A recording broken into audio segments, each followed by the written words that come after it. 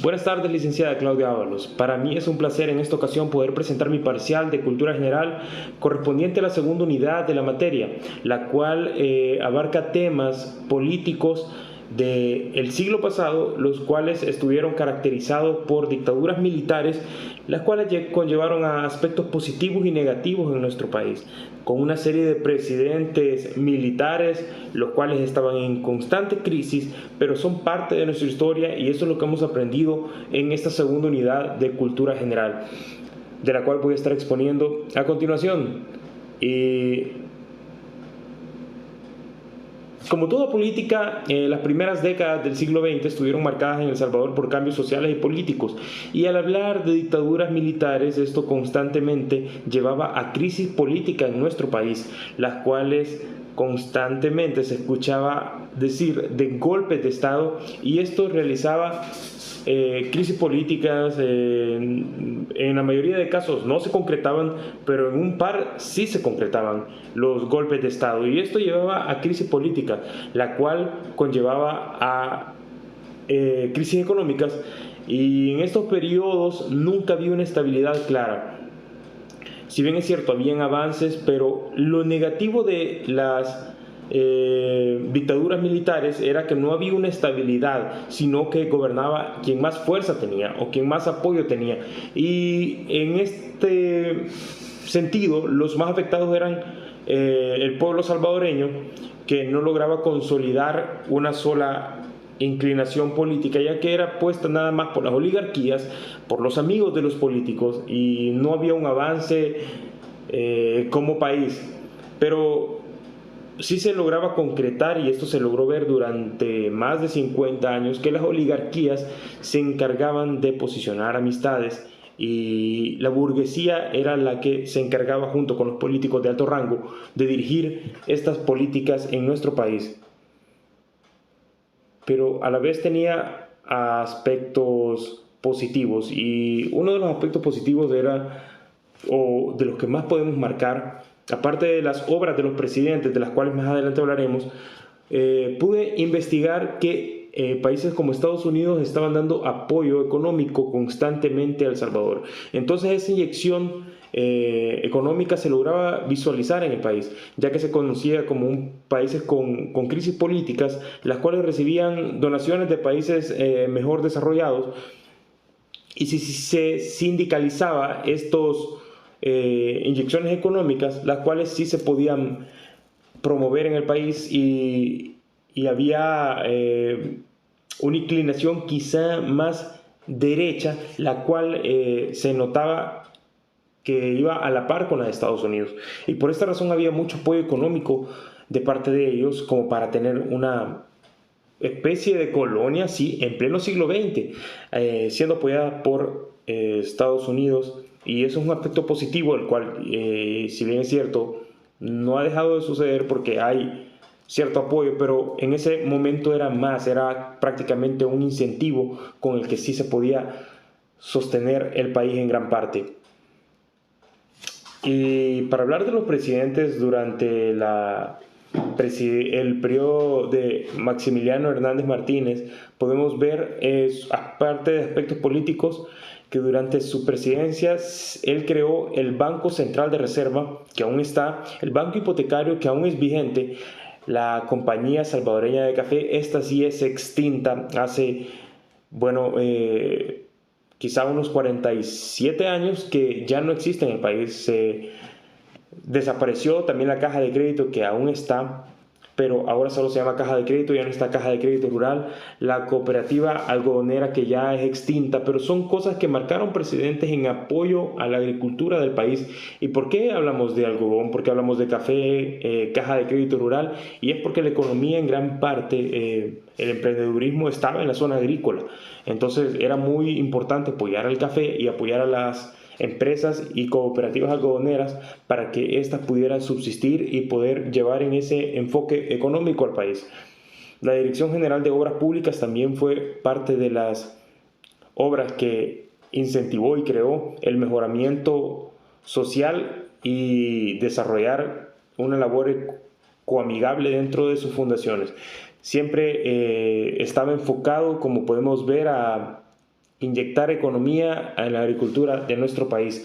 Estos son parte de los aspectos positivos del general Maximiliano Hernández Martínez. Y otro presidente que tuvo gran relevancia fue el coronel Óscar Osorio, el cual introdujo el plan de seguridad para los trabajadores de las zonas urbanas.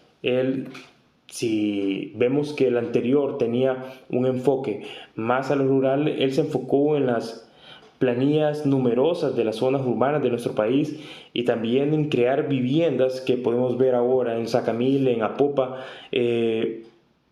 multitudes de casas las cuales fueron creadas en su gestión para darle apoyo a esos trabajadores urbanos, a diferencia de que en los periodos anteriores se le daba mucho énfasis a lo rural porque inyectaban gran economía, pues también el coronel Óscar Osorio se enfocó más en urbano.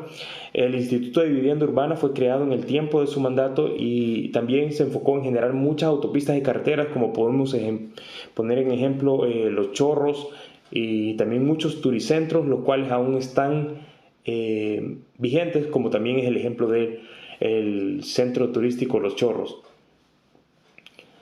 También hablar de los aspectos positivos de Manuel Enrique Araujo, el cual fundó la Guardia Nacional en 1912. Este es uno de los primeros presidentes de las dictaduras militares, apoyando la instrucción educativa personal. Subió los impuestos del café porque estos generaban un gran incentivo económico y eran prácticamente la base fundamental, el eje principal de la economía de El Salvador, utilizando los ingresos para modernizar el país, y creó el Ministerio de Cultura y los juzgados de paz en cada municipio, legado que aún se puede ver. En cada municipio hay un juzgado de paz.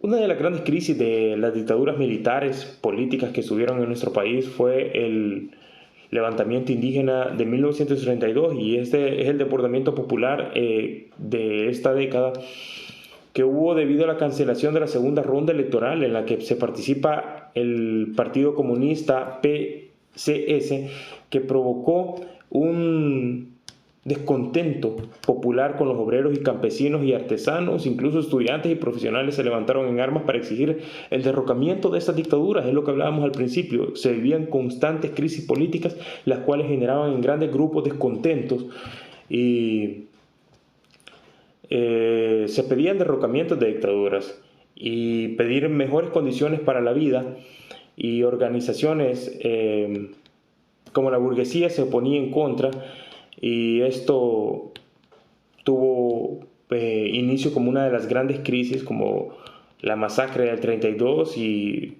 se fusilaron aproximadamente entre 30 a 40 mil campesinos que sufrieron el mismo destino. Una de las crisis más marcadas que tenemos como país, una de las injusticias más grandes y de las crisis políticas más tristes y oscuras que tuvo que vivir parte de la dictadura militar que tuvimos durante el siglo pasado.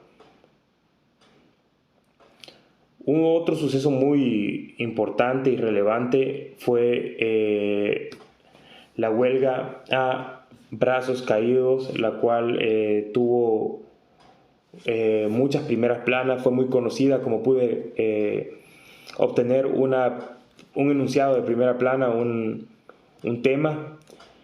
Y la huelga sigue, dice: y para impedir la reelección, la huelga a brazos caídos, de nuevo una crisis política que podemos ver que era para impedir la reelección de la tercera vez de Hernández Martínez.